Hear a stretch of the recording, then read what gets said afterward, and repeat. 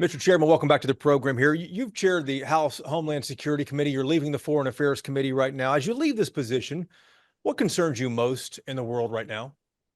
Let me say first, our term limit rules, I'm abiding by that. I've actually benefited by those rules, but I think the last 2 years as chairman has been probably the most really exciting and insightful times of my entire congressional career.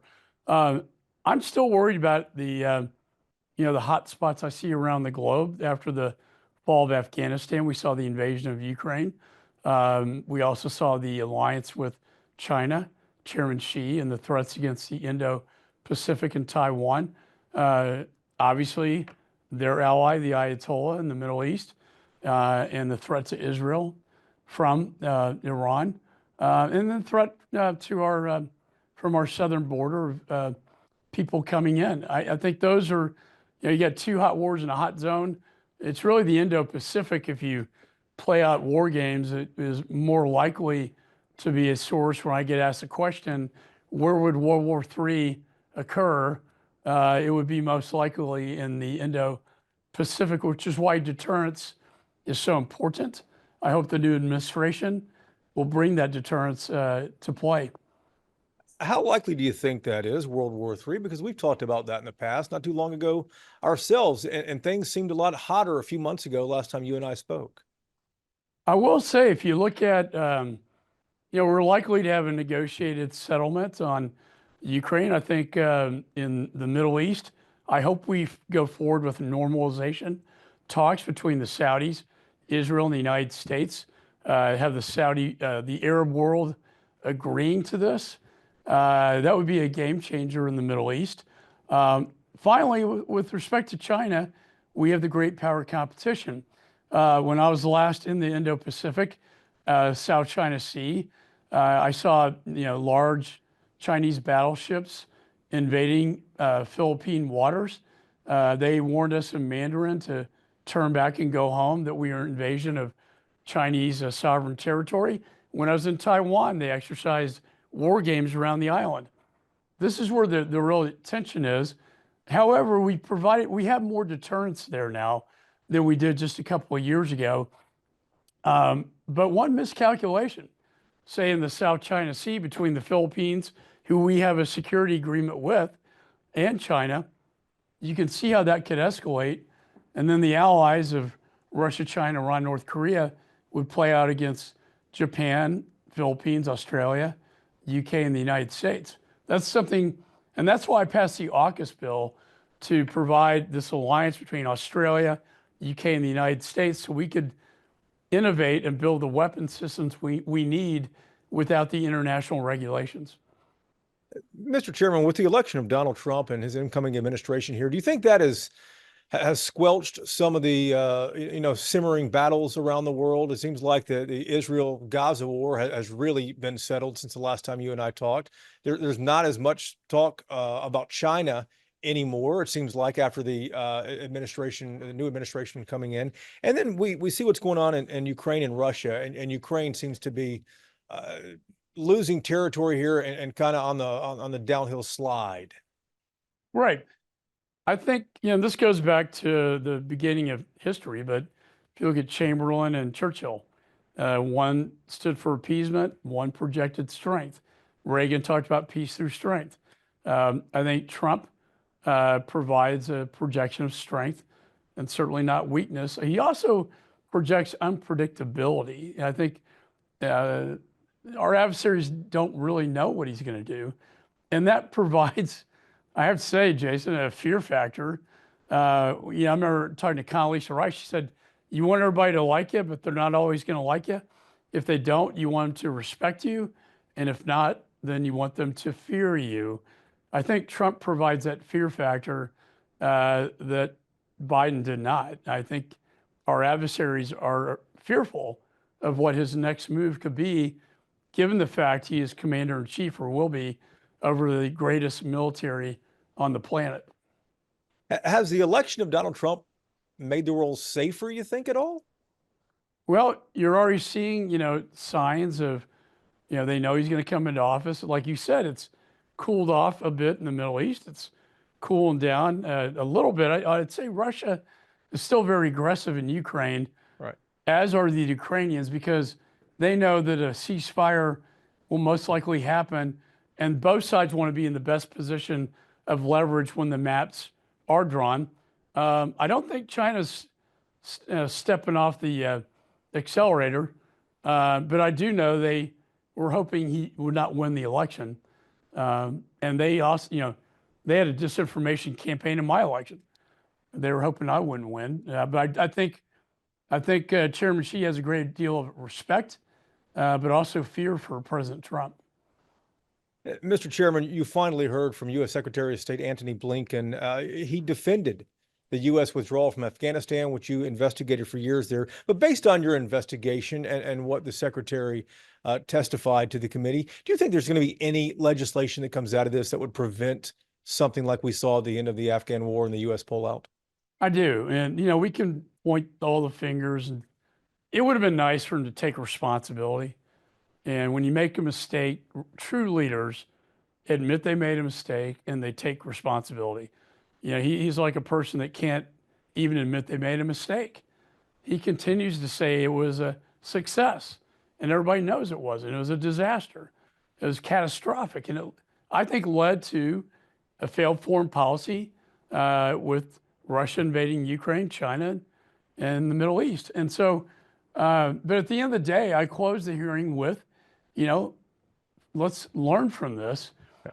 Let's pass legislation so that it never happens again. And so we are working on a bill that would develop a crisis bureau, if you will, within the State Department that could handle that kind of disaster. Mike Pompeo actually stood up a smaller form of this, and Secretary Blinken basically erased it on day one. He did away with that office.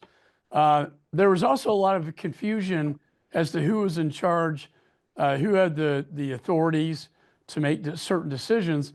In Congress, we can certainly delineate the authorities as we see it and create this crisis bureau. So to answer your question, Jason, I think there will be something that comes out of this. I don't want to see another Saigon or certainly another Afghanistan situation.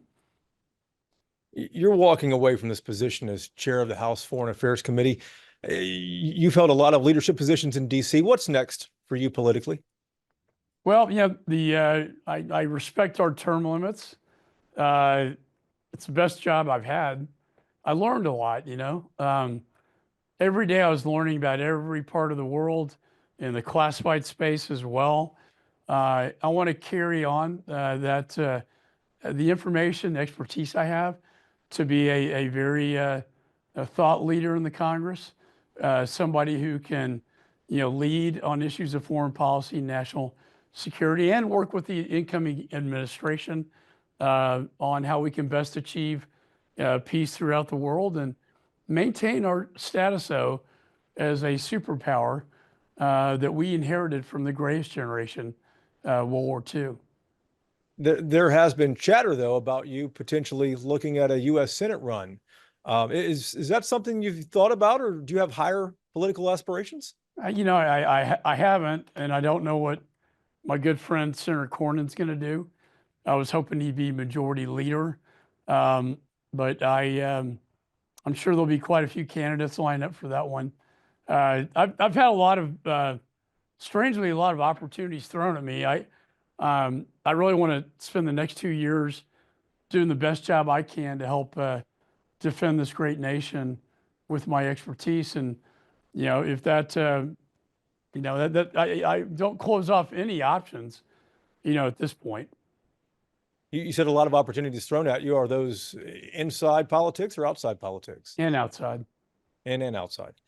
I want to ask you about the drones that people are seeing in the Northeast. You said something the other day that I saw that you think this could be some spy drones from China. Federal officials say, "Oh, this is just innocent aircraft up there." That's a shocking claim about spy drones. Is there any evidence behind that? The claim you made? I was actually getting a classified briefing by Jake Sullivan, the National Security Advisor, on Afghanistan, and I walked out and they thought I was part of the drone briefing. And all I said was that I was with the the NASA commander at the Battle of the Bulge ceremony where I led a delegation to, and I asked him about the drones, and he said that they don't know what they are. He said that they were over military sites, that NASA could see them, but the military could not, but that they were fairly short range altitude. And it just seems bizarre to me that they don't know or can't provide an answer as to what or where they came from. Look, there are many commercial drones out there. And in my response, I merely said, and I said it was speculation, that anything flying over a military site is probably one of two things. It's going to be a military drone or it's going to be an adversarial drone. And if it's adversarial, the most likely culprit would be Communist China. Before we let you go, I wanted to ask you about something you said earlier, just a moment ago here. You said you've learned a lot in these leadership positions, Homeland Security and Foreign Affairs. You said maybe one of the best jobs you've ever had, or maybe the most demanding job too. What have you learned in your time as chair? And so it's very basic. I mean, I know a lot of details about world events. Homeland, it was the rise of ISIS and the caliphate. I spent most of my tenure trying to stop external operations from killing Americans inside the United States. It wasn't as much about immigration at that time, although I've learned a lot about that. Also, I think we can cut the choke points of southern Mexico and southern Panama and have security down there and push the border out. But every foreign affairs is a whole new world, and foreign policy about how our allies view the United States, how our adversaries view the United States. And, it really does come down to that very simple expression, though, that Reagan talked about, and that is we're always better off projecting strength and weakness. We saw that with Carter when he projected weakness in 1979. And we had the Russians invading Afghanistan. We had the fall of the Shah and the Ayatollah. So I'm for a strong military, strong defense. We talk about NATO and we criticize them a lot. But if you look at our military expenditures relative to our GDP, it's pretty low compared to what was in the 80s under Ronald Reagan as to what it is today. If we want to secure our safety, our well-being, being a leader throughout the world, then a strong national defense provides that because it backs up the president's rhetoric. If he doesn't have any teeth behind what he's saying, then it doesn't mean anything. So I think projecting that powerful force and strength, your adversaries eventually will back down because they know the cost that it will, put on their nations. Yeah. Mr. Chairman, it's good to see you again. I appreciate the time as always, sir. Thank you, Jason, always. And Merry Christmas.